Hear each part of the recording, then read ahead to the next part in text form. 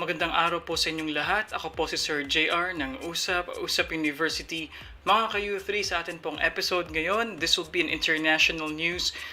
Actually, this is a very popular global news recently dahil nga po ang pinakamayayaman, isa sa mga pinakamayayaman na couple sa buong mundo ay nagkaroon po ng divorce settlement. In fact, this started really on January, pero very recently lang po, finally nagkaroon na ng total na divorce settlement po sa mag-asawa na sina Mackenzie Bezos at of course ang pinakamayamang tao sa buong mundo na si Jezz Bezos ng Amazon. And we were actually looking at these news and we were able to decide to choose the Manila Times article about this. So, ang title po nito, Amazon's Bezos and wife reach biggest divorce deal in history. Opo, ito pong pinakamalaki na paghati-hati at pag-settle po ng mga ari-arian dahil nga po sa paghihiwalay ng mag-asawa sa Amerika. Ito po ang pinakamalaking halaga ever dahil nga po very top people ang involved dito. At ito po sa screen po ninyo mga ka-U3, makikita niyo po ang photo po ni Jezz Bezos sa kaliwa. Of course, nasa right naman si Mackenzie at they have been together actually since I think 1993, a very long time. Sinasabi nga po dito, this photo was taken in 2018 and but they were married actually for 25 years na. Okay, very long time. And well, they made this announcement on Twitter last Wednesday. And sinasabi din nga po dito na yung kanilang biggest settlement, meron si Jezz Bezos na 75% of their stock in the tech giant and giving her, Mackenzie, nearly 36 billion in shares. So yun po ang kanilang naging settlement po. Mackenzie Bezos said she would give all of her stake sa Washington Post, which is, alam natin, well, most of us know na ang Washington Post po ay funded by Amazon. And the space exploration firm daw po na Blue Origin, iiwan niya ito sa kay Jeff naman. Included na rin dito yung voting control ng kanyang stocks, okay, for Amazon. So si Jeff, he is 55 years old. Mackenzie is 48. Mackenzie is actually a novelist, and they got married in 1993 and have 4 children. So Jeff founded Amazon, of course, sa Seattle, sa isang garahe noong 1994, and this became really a very dominating online retail company. So sinasabi din po dito na ang Amazon, meron siyang market capitalization ng $890 billion. Very, very big amount.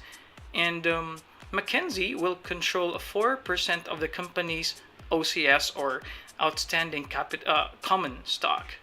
At Amazon's current share price, it would be around $35.6 billion. Okay. Sabi naman ng Forbes magazine, ang divorce settlement na ito, this would make Mackenzie, you know, the wife, the third wealthiest woman in the world after L'Oreal heiress, I don't know how to read the first name, but Betancourt Meyers, okay, and Walmart's Alice Walton. So according to here in this article, Jezz Bezos now owns 12% of Amazon, and of course he still remains as the world's richest man with the largest shareholder in the company with an estimated fortune of $110 billion. Okay. Of course, naungusad na nga ni Jeff ang popular na pinakamayamang tao na si Bill Gates and also Berkshire Hathaway chairman Warren Buffett. It's also said here in the Manila Times article na sabi naman ni Mackenzie, she is grateful to have finished the process of dissolving her marriage with Jeff with support from each other and everyone who reached out to them in kindness. Okay, and as we move further, mga ka-U3, let's talk about, well, let's listen actually to the video here. And this is a video presented by CNN Philippines. So let's start and let's listen to Jeff this. Bezos remains the richest man in the world, according to Forbes and Bloomberg. Mackenzie Bezos comes away as one of the world's richest women, either number 3 or number 4, depending on how you do the math. Because she's taken 25% of Amazon shares, she ends up having an enormous sum of money for philanthropy or other purposes. And yet Jeff Bezos, keeps the voting shares in Amazon. He also keeps complete control of the Washington Post and Blue Origin, his rocket company. So I've got to say, by the standards of celebrity divorces, this seems to be kind of a happy ending. I hate to say it. There's 4 kids in the middle of this, but this could have been much uglier than it ended up being. I agree. Brian, why is it significant that Jeff Bezos is keeping that voting power and not leaving it up to Mackenzie? Yeah, I think it is because there was some concern when this divorce was first announced about what it would mean for Amazon, about whether Bezos would be challenged at Amazon. The indication is that he will not be. The stock has not really been shaken up by this news in the past 3 months. Remember, it was the National Enquirer, the first report on his love life, that caused the announcement of the divorce, and then it's taken a couple of months here for this divorce to be finalized. But I got to say, from the outside here and talking to sources at Amazon, Bezos has not missed a step, and Amazon has not missed a step. And that's important, of course, to both Mackenzie and Jeff, because they both have so many billions in stock. Right. Okay. So that's the video coverage of CNN about the divorce settlement, and I agree with the commentator there. Na siguro it's not kind of usual for most divorces na ganito quote unquote peaceful. Well, I would say probably because it's either they're just too civil, Mackenzie and Jeff, or it could also mean that maybe it's all for business. When the business is at stake, you have to put up, I will not say a show, but more like a facade that everything is okay. So these are very popular, and they are public figures. So yun ang isa sa mga issues na kinakailangan nila i-consider, because unfortunately, private lives and private circumstances can affect the stocks, especially for a large, mega company like Amazon. So going back here in this article, of course, Jeff, in a Twitter message, he said that his wife had been an extraordinary partner, ally, and mother. She is resourceful and brilliant and loving, and as their futures unroll, he knows that he'll always be learning from her. That's what he said. And like what I mentioned earlier, they were married for 25 years, but it seemed for a bit that but as of now, I would say na they are doing fairly okay, and it seemed na the terms and conditions naman ng kanilang pagdidivorce is settled, and it's quite, I would say, walang fuss, too much fuss about it. Okay, wala gaanong drama, and which is good, But well, that is I would say the largest, most dollars involved, in a divorce settlement, mga ka-U3. At iba talaga kapag may kumpanya na involved sa isang relationship, especially for these people.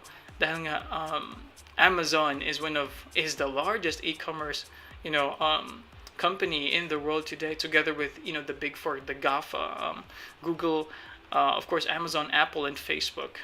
Now, before we end this episode, mga ka-U3, let's go now to the U3 question.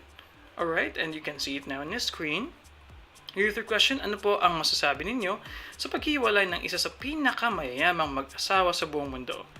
So, comment lang po kayo mga ka-U3, ano pong inyong masasabi sa news na ito? And maybe we can learn something from this, and also maybe our politicians too can learn something about this. Although for the recent updates, I was reading the news today, I have actually seen yung naging I would say affair, extramarital affair ni Jeff actually is LAUREN Sanchez, and she is, I believe, also filing for a case against Jeff for some reason. So I will be pasting yung link po ng recent update na ito sa description po ng video na ito. But overall, I'm just happy to thank, and also I'm very grateful sa lahat po ng mga subscribers po ng Usap Usap University. Libo-libo na po ang membro po ng ating Team U3. And also salamat din po sa daily views. Every day, meron po tayong thousands and thousands of views po. Lalong-lalo na sa ating mga fans mula sa Saudi Arabia, sa Middle East. Kaya maraming salamat po sa inyo. Ako po si Sir JR ng Usap Usap University. At see you po sa next episode. Paalam po.